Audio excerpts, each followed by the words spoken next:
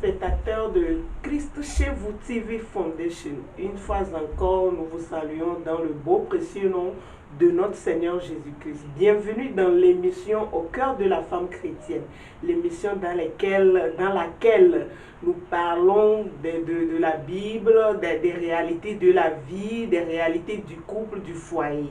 Aujourd'hui, notre thème s'intitule la jalousie. Parce qu'aujourd'hui, partout où nous allons, dans le lieu de travail, entre les couples, dans nos églises, nous confrontons à chaque jour à la jalousie. Aujourd'hui, j'aimerais qu'on en parle en long et en large avec un invité de la maison qui est avec moi ce matin, le pasteur Aristide Poyoti. Soyez les bienvenus, pasteur. Bonjour, Papa Fils. Bonjour. Comment tu vas? Je vais bien. Bonjour à tous les fidèles téléspectateurs et internautes de Christ chez vous TV. Dieu vous bénisse. Amen. Une fois encore, soyez les bienvenus dans l'émission comme d'habitude. Et aujourd'hui, le thème s'intitule la jalousie. Et alors, j'aimerais qu'on en parle parce qu'aujourd'hui, le mot jalousie, nous pouvons l'entendre seulement jalousie, mais elle a une grande puissance qui peut détruire. Elle peut détruire une famille, une entreprise, un couple, les frères et sœurs. Elle peut détruire une église même.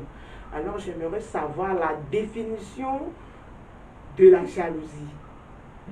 Merci beaucoup, Papa Fils. Oui. Et avant de définir la jalousie, il faut dire qu'elle a d'abord une origine. Vous allez m'osser un peu la voix. Ok. Ok. Je disais, avant de définir la jalousie, Oui. il faut dire qu'elle a d'abord une origine. Et l'homme, ou bien tous les hommes que nous sommes nés de Dieu. Ça veut dire que Dieu a créé l'homme à son image. Oui. Alors, la première personne, ou bien la première entité qui a parlé de jalousie, la première fois que le mot jalousie est apparu, c'est dans la Bible. Et c'est l'Éternel, en fait, qui porte le nom de Dieu jaloux. Alors, automatiquement, c'est normal que ces créatures qui sont à sa ressemblance soient jaloux. Et au-delà de toute chose, il faut dire que la jalousie, en fait, elle est innée en nous. C'est d'abord un aspect ou bien une pulsion innée en nous. Et c'est cette pulsion-là, en fait, qui amène l'homme à ne pas vouloir perdre ce qui lui appartient. C'est une capacité ou bien c'est, je dirais, une émotion, voilà, qui est en nous et qui fait que nous ne voulons pas perdre la chose que nous aimons. Nous ne voulons pas perdre l'être aimé. Nous ne voulons pas perdre ce qui nous appartient. Donc, nous devenons jaloux. Parce qu'à chaque fois où nous sentons que quelqu'un veut nous la voler, attention, on devient jaloux. Et vous allez voir que même Dieu, pourquoi il a parlé de Dieu jaloux? Pourquoi il s'est révélé comme un Dieu jaloux à Moïse? Parce qu'à un certain moment, il a vu que son peuple, Dieu qui a tant aimé le monde, qui a tant aimé son peuple, ne voulait pas perdre ce peuple. Parce qu'il a vu les démarches, les pas que ce peuple était en train de pratiquer. Il a vu les démarches dans lesquelles le peuple était et il a senti que, attention, je risque de perdre mon peuple s'il va faire alliance avec d'autres peuples, s'il va faire alliance avec des dieux étrangers. Automatiquement, il va se révéler comme un Dieu jaloux.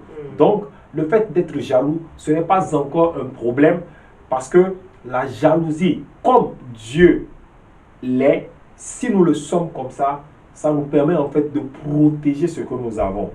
Merci. Merci. Alors, si je comprends bien, la jalousie n'est pas quelque chose de mal en soi, parce que ça est en nous, nous sommes nés avec.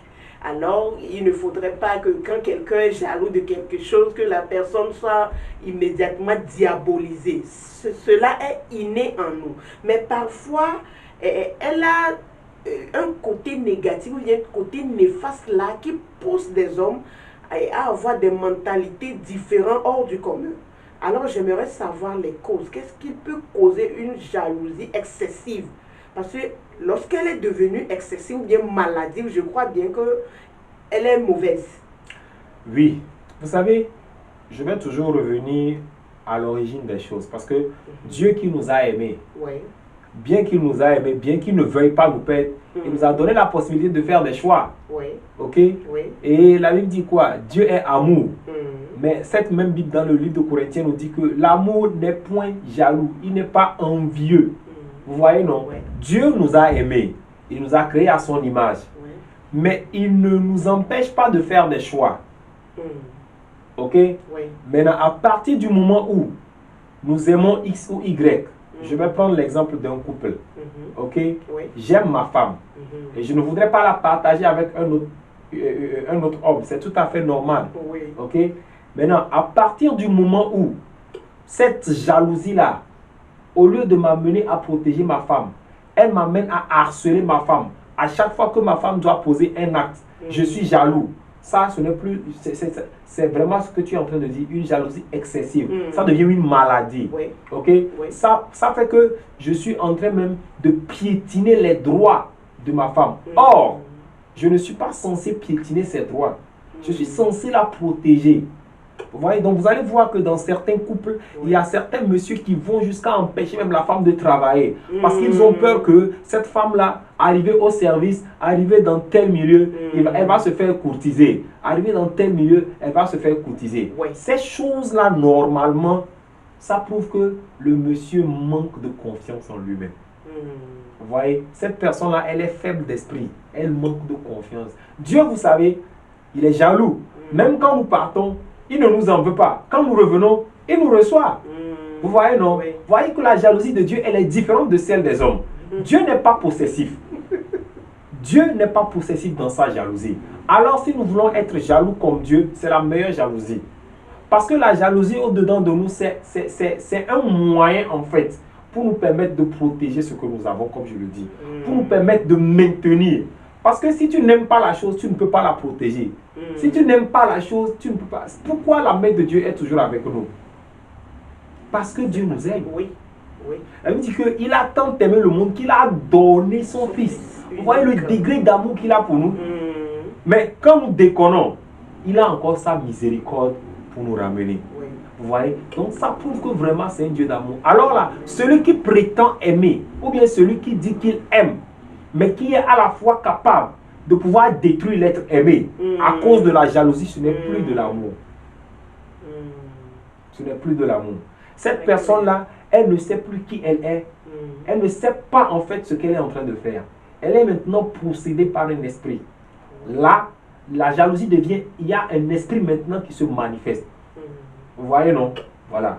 Il y a des émotions, quand vous n'arrivez pas à les canaliser, les esprits profitent pour entrer et ils viennent détruire. Il y a ce que nous appelons, c'est juste une petite parenthèse. Oui. La colère, par exemple, c'est une émotion. Vous voyez? La colère en soi n'est pas bonne. Mais il y a une colère que nous appelons la sainte colère qui amène un homme. La sainte colère. Oui, je vais te l'expliquer. Qui amène un homme qui aime Dieu ça dit que cette personne-là, vous allez voir qu'à chaque fois que quelque chose s'élève contre Dieu, à chaque fois que les hommes parlent contre Dieu, il s'énerve. À chaque fois que le péché veut abonder quelque part, cette personne-là s'énerve. C'est ce que nous appelons en fait la sainte colère. Il s'énerve, il se met en colère quand l'intérêt de Dieu est en jeu. Oui, oui, je comprends. Vous voyez, non? Voilà. La sainte Donc, colère. J'aime vraiment ce mot, hein? Ah oui. La sainte colère. Oui, c'est très bon. Mais je voulais savoir les causes. Qu'est-ce qui peut causer un homme à aller à une jalousie excessive ou bien maladie? Oui, c'est ce que j'ai déjà dit. Que déjà psychologiquement, cette personne ne tient plus. Elle manque d'estime en soi.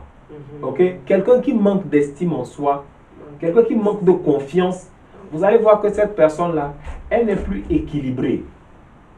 Vous voyez? Elle n'est plus équilibrée. C'est parce qu'elle se dit que elle veut tout faire au même moment, mais elle n'a pas en fait les ressources nécessaires pour pouvoir le faire.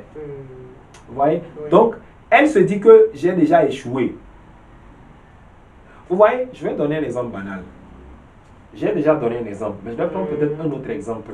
Quand nous prenons un enfant qui va à l'école, ok? Je vais prendre l'exemple de nos enfants qui vont à l'école. Vous savez, à la rentrée, les enfants ont de nouveaux cahiers et tout est neuf, voilà. Avec le nouveau kaki. Voilà. Mais vous savez, quand ils viennent à l'école le premier jour, ils aiment sortir tout leur arsenal. Oui. Pour montrer aux autres que voici ce que j'ai. On sort les crayons de couleur, on sort l'ensemble géométrique, on sort la règle. On La sort nostalgie de ça. Voilà. Mais à un certain moment, quand elle voit que, attention, ça là, je risque de perdre ça. Vous allez voir que, au lieu de montrer aux gens, même quand on va lui demander prête-moi, elle va dire je n'ai pas. Le bic rouge qu'elle a l'habitude de passer aux gens, qu'elle a l'habitude de montrer aux gens, à un certain moment, elle va dire je n'ai pas. Mais elle a ça, c'est pas qu'elle n'en a pas, elle en a. Mais elle va refuser de prêter. Pourquoi? Parce qu'à un certain moment, elle ne veut pas perdre ça. Elle veut garder ça pour elle. Vous voyez? Elle veut garder ça pour elle. Et à partir du moment où nous développons ce désir-là de garder les choses pour nous, à partir du moment où nous développons cette mentalité-là de les garder pour nous, on est jaloux. La jalousie se manifeste. Maintenant, qu'est-ce qui fait que, à un certain moment, et ça se voit plus au niveau des couples, qu'est-ce qui fait qu'à un certain moment, on peut empêcher la personne, ou bien comme je le dis, l'être aimé, de ne pas passer à tel acte ou tel acte? Parce qu'on n'a plus confiance en la personne. Vous voyez? Et donc, à partir du moment où un monsieur peut dire, ah, j'ai vu ci, j'ai vu tel acte, et je me dis que peut-être ma femme, ou bien mon mari, la femme peut dire, mon mari va aller même jusqu'à coucher avec une autre femme, ça veut dire que là, nous arrivons à un niveau où la jalousie peut tuer. Parce que cette personne, excusez-moi, parce que cette personne aujourd'hui, elle est capable de faire quoi que ce soit pour empêcher l'être aimé de se déplacer, pour empêcher l'être aimé de tomber dans les bras d'une autre personne. Or, à partir du moment où nous faisons ça, nous poussons plutôt l'être aimé dans les bras de l'autre personne. Et quand on parle de jalousie, c'est qu'il y a une tierce personne de qui on a peur. Quand il y a une jalousie, c'est qu'il y a une tierce personne de qui on a peur. Ça ne se passe pas entre... Il y a toujours quelque chose de quoi on a peur. Il y a un troisième élément qui a commencé par se manifester. Et c'est de ce troisième élément-là qu'on veut protéger l'être ou la chose aimée. Vous voyez un peu? Oui, je vois. Voilà. Et donc, à partir du moment où un homme, ou bien une femme, ou bien une quelconque personne qui prétend aimer, qui prétend garder quelque chose, commence par aller à un niveau où manifeste la colère, la haine. Parce que la jalousie, c'est elle qui amène à ça. Et c'est elle qui suscite ces choses-là. Si la personne arrive à ce niveau-là, c'est que vraiment, elle est déjà malade. C'est qu'elle est déjà possédée par un esprit. Et c'est cet esprit maintenant qui le pousse, qui lui dit, fais ceci, fais ceci, fais ceci. Et il agit en aveugle. Et j'aimerais poser la question, savoir pourquoi, c'est un constat, peut-être vous pourriez dire que quelqu'un d'autre pourrait dire, ce sont les femmes. Mais moi je dis, la plupart du temps, ce sont les hommes. Parce que l'exemple que vous venez de donner, un homme peut interdire à sa femme de ne pas travailler parce qu'il a peur. Peut-être l'exemple d'une femme qui a fait le secrétariat ou bien l'hôtellerie. Alors, il sait que dans ce monde-là, il y a des hommes qui pavandent là-bas tout le temps. Donc, sa femme sera convoitée à être avec d'autres hommes. Mais pourquoi l'homme ne pourrait pas laisser? Parce qu'il y a des filles, des femmes qui ont fait des études, mais aujourd'hui, ils sont devenus femmes au foyer. Et ils dépendent de l'homme. Et l'homme les maltraite à cause de cette jalousie. Mais ils sont des chrétiens. Hein? Parce que tu sais, il n'y a pas de fumée sans feu. Avant que X ou Y ne pose un tel acte, ce n'est pas seulement au niveau des hommes, mais au niveau des femmes aussi. Pourquoi en fait au niveau des femmes des fois, vous allez voir qu'au niveau des femmes, c'est peut-être au niveau des deuxièmes, si je peux me le permettre, les deuxième bureau, troisième bureau dont vous parlez là. Oui. Voilà. Un homme qui manifeste de la jalousie, tous les hommes sont jaloux et toutes les femmes sont jalouses. Oui, c'est normal. Mais un homme qui commence par manifester de la jalousie, c'est parce qu'à un moment, il y a une brèche qui est allumée quelque part. Si le monsieur voit des signaux, oui. Vous voyez, signes précoces. Voilà, des signaux précurseurs qui lui prouvent que, ça là, la femme sur laquelle je comptais, la femme par qui je jurais, Ou bien la femme voit des signaux et dit non. L'homme par qui je jurais, le monsieur par qui je me disais que non, que ce n'est pas tous les hommes qui sont faux. Si elle commence par voir certains signaux, c'est tout à fait normal que cette jalousie-là, elle est quelque part en nous. Mais c'est quelque chose en fait qui la déclenche. Vous voyez? Elle est quelque part en nous. Vous savez, la jalousie, elle marche avec l'amour. Elle est intrinsèque avec l'amour. Jalousie, amour, ça va de pair. Ok? Oui. Maintenant, à partir du moment où elle est mal canalisée, à partir du moment où les signaux qui viennent, ces signaux deviennent récurrents, mais c'est tout à fait normal que l'homme, avec raison, devienne un animal. Parce qu'il y a toujours ce côté animal en l'homme. Et quand vous allez voir, ça ne se manifeste pas à tous les temps. Ça se manifeste selon certaines circonstances. Et quand les circonstances, vous savez que les mêmes causes, dans les mêmes conditions de température, produisent les mêmes effets. Alors, si vous, femmes, vous mettez votre homme dans le doute, vous commencez par le faire douter de vous. Ok? Peut-être au départ, c'est des rumeurs qu'il entendait. Que, oh, la dernière fois, j'ai vu ta femme quelque part là, c'est pas sérieux. Peut-être au départ, même, vous allez voir que la personne qui aime, ou bien l'un des partenaires peut commencer par défendre, dire non, non, non, non, ce n'est pas sérieux, ma femme ne fait pas ça. Il va même chasser les gens. Ok? La première personne peut venir, il va la chasser. La deuxième vient, il va la chasser. La troisième vient, il va peut-être la bastonner ou lui faire du mal. Pourquoi? Parce qu'il aime sa femme. Il ne voudrait pas qu'on la dénigre. Mais écoute, bientôt, ce degré d'amour-là va être renversé. Pourquoi? Parce qu'au fur et à mesure que les plaintes et complaintes viendront, le monsieur, à un certain moment, quand il va s'asseoir, va commencer par réfléchir. Bon, est-ce que je ne dois pas donner un bénéfice de doute à ce que les gens disent? Est-ce que je ne devrais pas commencer au moins par vérifier si, en fait, ce que les gens disent est vrai? Vous allez voir qu'il va maintenant commencer par soupçonner sa femme.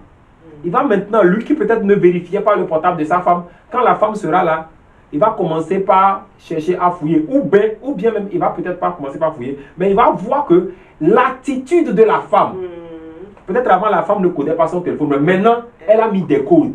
Ah, le monsieur va commencer par se poser des questions. Et c'est des signaux. Et vous allez voir qu'ils vont susciter en lui. Vous savez, c'est une émotion. Et la jalousie, c'est une émotion.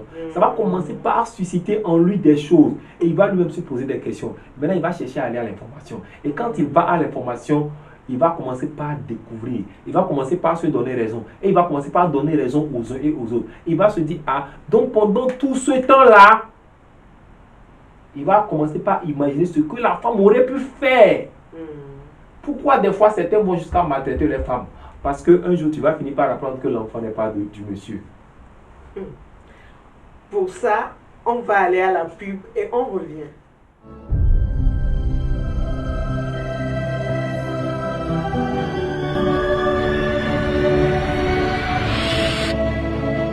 Christ Chevu TV. When Jesus follows you everywhere.